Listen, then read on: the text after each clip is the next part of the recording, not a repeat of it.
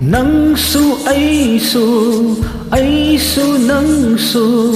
manai punsi wari manai khoyum mabu thagachari bapoksi da thengna han baginanga aiga awaba pumba kauthok tuna se mukta noklak o se muktang noklak o nangna nokpa yeng ningi nangna nokpa yeng ningi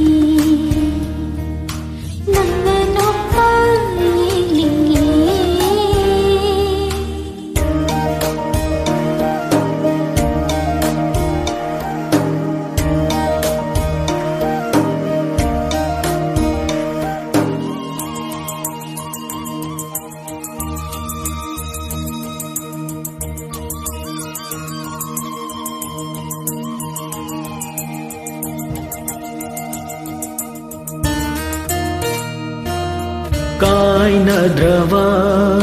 yadrava punsini asiba macha ngaktani nungsi na setnavani maicha khangnava hinglivani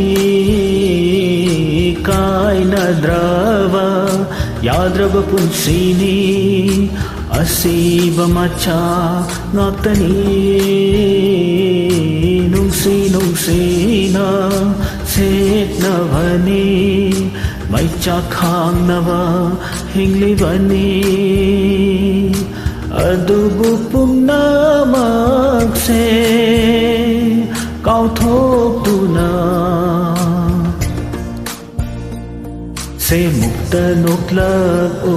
se muktang noklak o nangna nokpa yeng ningi nangna nokpa yeng ningi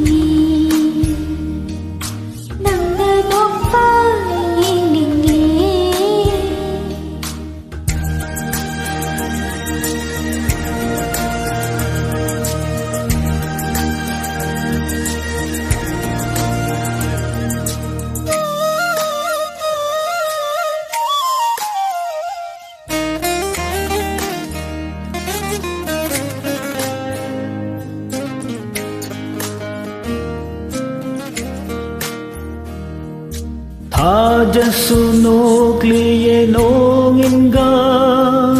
Thabasuno kliye thabalayga Ahingsuno kliye amambaga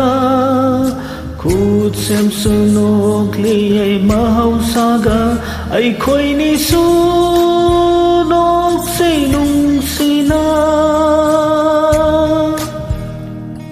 se muktang noklak o se muktang noklak o nangna nokpa yeng ningi